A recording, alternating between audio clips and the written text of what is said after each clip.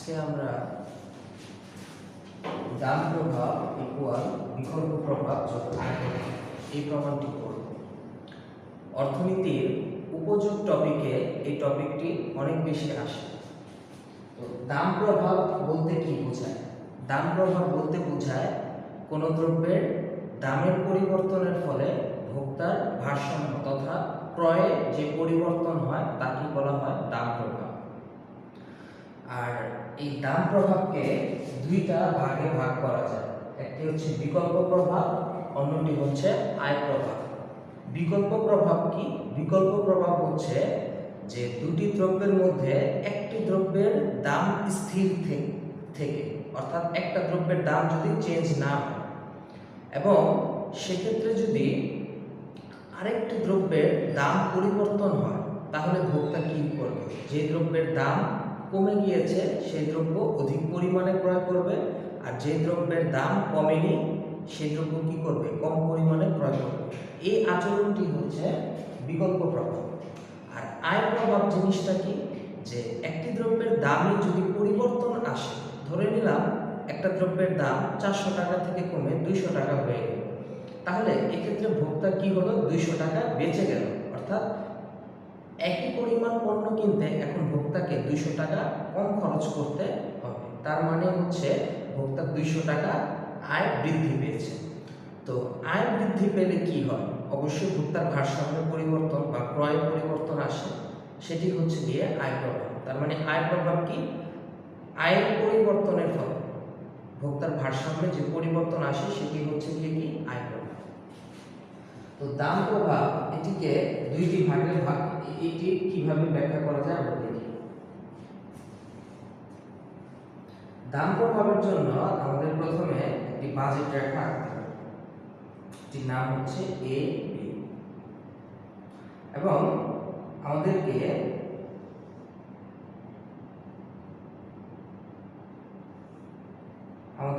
একটি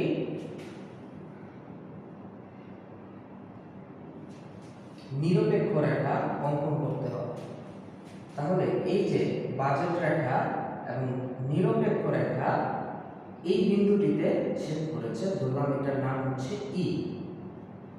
এই যে নিরপেক্ষ রেখা এবং বাজেট রেখা এই বিন্দুটাতে পরস্পর স্পর্শ করেছে। এই কারণে আমি এটিকে বলবো ভারসাম্য বিন্দু। অর্থাৎ প্রথমে ক্রেতা এই ই বিন্দু পর্যন্ত ভোগ করে, ধরি এটা x1, এটাকে ধরি আমরা y2। তাহলে এরপরে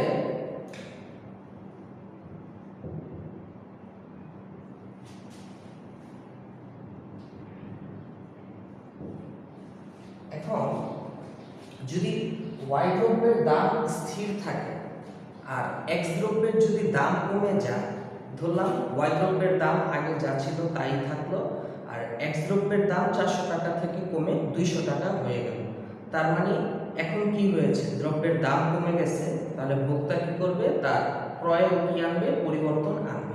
এখন দাম যে 200 টাকা কমে গেল, এর মানে কি? এর মানে হচ্ছে ক্রেতা আগের পণ্যটা কি পাবে?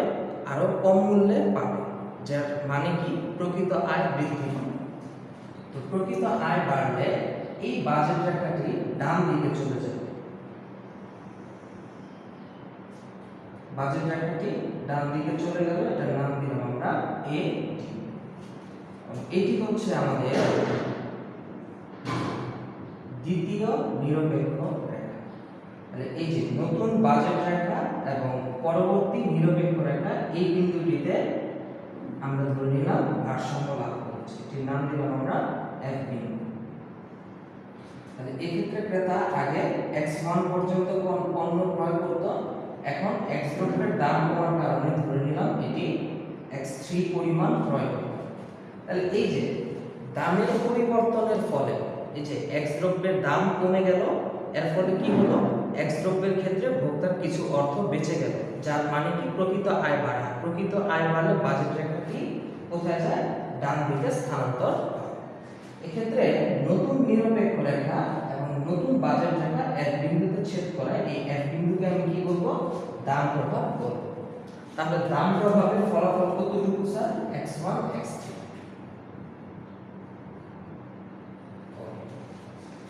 এখন আমাদেরকে বিকল্প প্রভাব এটি প্রমাণ করতে হবে।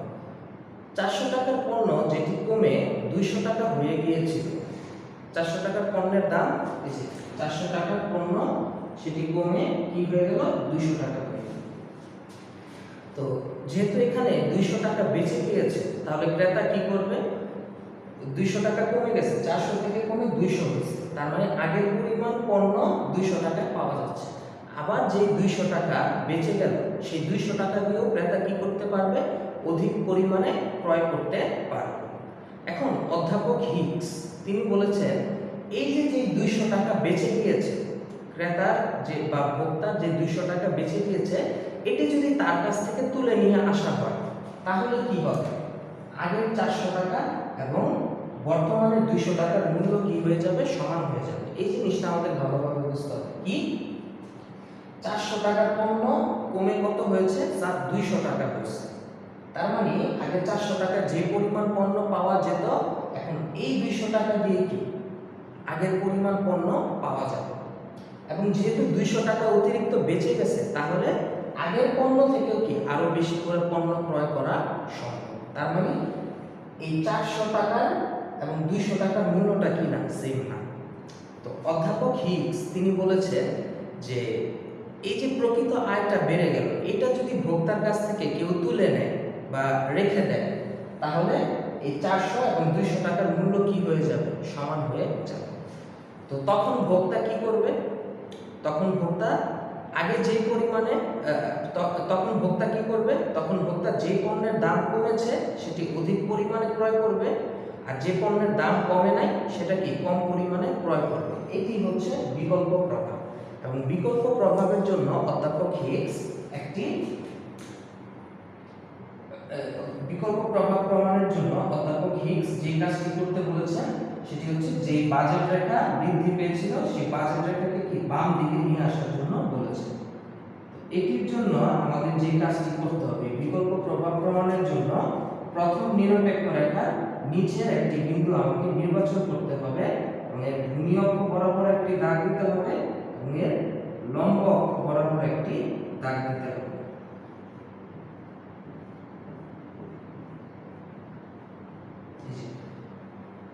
অর্থাৎ যে বাজেট রেখাটি বেড়ে গিয়েছিল, সেটি কোথায় চলে আসবে? যে সমান্তরালভাবে বাম পাশে চলে আসবে। এখন ভোক্তা এই যে প্রথম নিরপেক্ষ রেখা এবং নতুন যে বাজেট রেখা, এই বিন্দুটাতে ছেদ করবে। এর নাম দিলাম আমরা জি বিন্দু। এটা x অক্ষ বরাবর, এটা x দৈর্ঘ্য বরাবর, এটা y দৈর্ঘ্য বরাবর। তাহলে খেয়াল করি এই জি বিন্দুতে এটা x দৈর্ঘ্যের ভোগটা ডান দিকে গেছে, মানে x দৈর্ঘ্যের ভোগ বাড়ছে। আর এই জি বিন্দুতে y দৈর্ঘ্যের ভোগটা কমে গেছে, এটা y। তাহলে বিকল্প প্রভাব কি? বিকল্প প্রভাব হচ্ছে যে দ্রব্যের দাম কমেছে সেটি অধিক পরিমাণে ক্রয় করা, আর যে দ্রব্যের দাম কমে না সেটি কম ক্রয় করা। যে দ্রব্যের দাম কমেছে, কোন দ্রব্যের দাম কমেছিল? এক্স দ্রব্যের দাম কমেছিল, ওইটা কি করা? অধিক ক্রয় করা।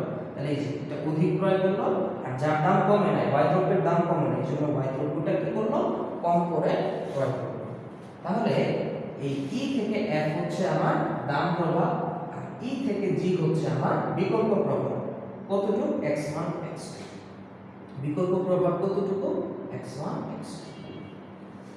এখন যে টাকা ভোক্তার কাছ থেকে তুলে নেওয়া হয়েছিল, সেই টাকাটা যদি ভোক্তাকে ফেরত দিয়ে দেওয়া হয়, তাহলে ভোক্তা কি করবে?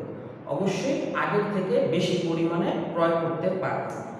তাহলে এই যে এখানে তার আয় বেড়েছিল, ঠিক আছে, প্রকৃত আয়কে স্থির রাখার জন্য আমরা কি করেছি? এই যে এই বাজেট রেখাটা বাম দিকে চলে আসছে, এই যে এইটা এই যে বাম দিকে চলে আসছে। এখন যদি আমি তাকে যে টাকা ফেরত নিয়েছি তার কাছ থেকে, যে টাকা তার কাছ থেকে তুলে নিয়েছিলাম, সেই টাকাটা যদি আমি তাকে ফেরত দিয়ে দিই, তাহলে ভোক্তা কি করবে? অবশ্যই আরো বেশি পরিমাণে ক্রয় করবে। তাহলে তখন সে কোথায় ক্রয় করবে বা কতটুকু ভারসাম্য লাভ করবে? এই যে জি থেকে এফ পর্যন্ত। এই পর্যন্ত আমি তার টাকাটা নিয়ে নিয়েছি। এখন তার টাকাটা যদি ফেরত দিই, তাহলে তার বাজেট বেড়ে বাজেট বাড়লে নতুন বাজেট রেখাটা কি হয়, এডি হয়।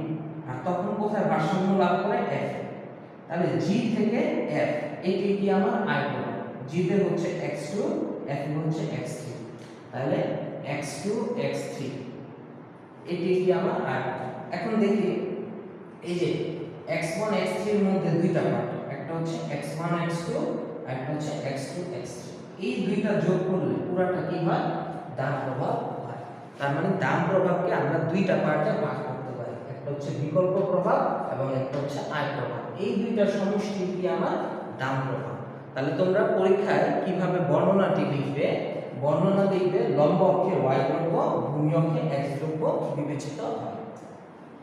এবি হচ্ছে প্রাথমিক বাজেট রেখা এবং IC1 হচ্ছে প্রাথমিক নিরপেক্ষ রেখা, যার ই বিন্দুতে ভোক্তা প্রাথমিক ভারসাম্য বা প্রাথমিক ক্রয় করে। যেখানে x দ্রব্য ক্রয়ের পরিমাণ x1, y দ্রব্য ক্রয়ের পরিমাণ y2।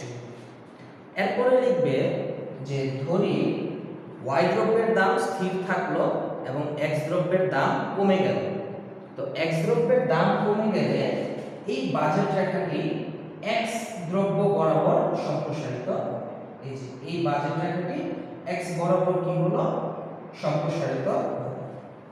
এবং সেক্ষেত্রে এবি বাজেট রেখা এবং IC2 নিরপেক্ষ রেখা f বিন্দুতে কি করলো, ছেদ করলো বা স্পর্শ করলো, যা কি নামে পরিচিত, দাম প্রভাব নামে পরিচিত। তাহলে ই থেকে এফ এর স্থানান্তরটা কি, দাম প্রভাব, অর্থাৎ x1 এবং x3 এটাই কি দাম প্রভাব। তারপরে লিখবে যে দাম কমে যাওয়ার কারণে এখানে ভোক্তার প্রকৃত আয় বৃদ্ধি পেয়েছে। অধ্যাপক হিগসের মতে প্রকৃত আয় যে বৃদ্ধি পেল, এই যে 400 টাকার দাম কি হয়ে, পণ্য কি হয়ে গেল, 200 টাকা হয়ে গেল। তার মানে একই পরিমাণ পণ্য আগের থেকে কি কম মূল্যে পাওয়া যাবে। তার মানে কি হলো না, পণ্যের মূল্যটা কি হয়ে গেল, আলাদা হয়ে গেল। এই অর্থের মূল্যটা আলাদা হয়ে গেল। 400 টাকার মূল্য কম, 200 টাকায় কি বেশি পণ্য পাওয়া যাবে, অর্থাৎ 200 টাকায় প্রকৃত মূল্যটা কি বেড়ে গেল। এখন অধ্যাপক হিগস বলছেন যে যেই 200 টাকা বেঁচে গেছে, সেই 200 টাকা যদি ভোক্তার কাছ থেকে আলাদা করে রেখে নেওয়া হয়, তখন এই 400 টাকা এবং 200 টাকা ভোক্তার কাছে সমান মনে হবে। এবং এই জন্য এই যে ভোক্তার কাছ থেকে অর্থটা তুলে নেওয়ার জন্য অধ্যাপক হিগস কি বলছেন, এই এটি বাজেট রেখার সমান্তরাল করে কি আঁকতে হবে, আরেকটি নতুন বাজেট রেখা অঙ্কন করতে হবে। এই যে আরেকটি বাজেট রেখার নাম কি, সি এবং ডি। তাহলে এই যে এই সিডি বাজেট রেখা এবং প্রাথমিক নিরপেক্ষ রেখা এখন কোন বিন্দুতে ছেদ করলো, জি বিন্দুতে। তাহলে আমরা লিখব যে ভোক্তার প্রকৃত আয়কে স্থির রাখার জন্য এডি এর সমান্তরাল করে সিডি বাজেট রেখা অঙ্কন করা হলো এবং সিডি বাজেট রেখা এবং প্রাথমিক নিরপেক্ষ রেখা জি বিন্দুতে ভোক্তা কি করে, ভারসাম্য লাভ করে। যেখানে লক্ষ্য করা যায় x দ্রব্য ক্রয়ের পরিমাণ বৃদ্ধি পায় আর y দ্রব্য ক্রয়ের পরিমাণ হ্রাস পায়। তাহলে এই যে x দ্রব্য ক্রয়ের পরিমাণ কতটুকু বৃদ্ধি পায়, x1 x2। তাহলে এই x1 x2 কি আমার বিকল্প প্রভাব। এরপরে লিখবে যে এই যে এডি বাজেট রেখাকে কমিয়ে সিডি করা হলো। এখন এই বাজেটে যদি ভোক্তাকে ফেরত দেওয়া হয়, তাহলে তার বাজেট রেখা কোনটি হবে, আবার এটি হবে। যেই টাকা তার কাছ থেকে নিয়ে নিছি, সিডি পরিমাণ কেটে রেখে দিছি, এইটি তাকে ফেরত দিয়ে দিলাম, তাহলে এটা কি হয়ে যাবে, এডি হয়ে যাবে। তখন এডি হলে আবার কোথায় ভারসাম্য লাভ করে, এফ বিন্দুতে ভারসাম্য লাভ করে এবং ক্রয় করবে কতটুকু, x2। তাহলে জি পর্যন্ত ছিল আমার x2, ফেরত দেওয়ার কারণে ক্রয়ের পরিমাণ বেড়ে হয়েছে x3। তাহলে কতটুকু ক্রয় বাড়ছে, x2 x3 পরিমাণ বাড়ছে। এই x2 x3 হচ্ছে কি আমার বিকল্প প্রভাব। তো আমাদের বইগুলোতে এই যে ই থেকে এফ, এটি হচ্ছে আমাদের পিসিসি, যাকে বলা হয় দাম প্রভাব। আর এই বিন্দু থেকে এই যে এটি হচ্ছে দাম প্রভাব। আর এই যে জি থেকে এফ, এটিকে বলা হয় আইসিসি। এর মানে হচ্ছে এটা হচ্ছে আয় প্রভাব। তো এইভাবে আমরা কি করতে পারি, এই দাম প্রভাব এবং বিকল্প প্রভাবের বিষয়টাকে প্রমাণ করতে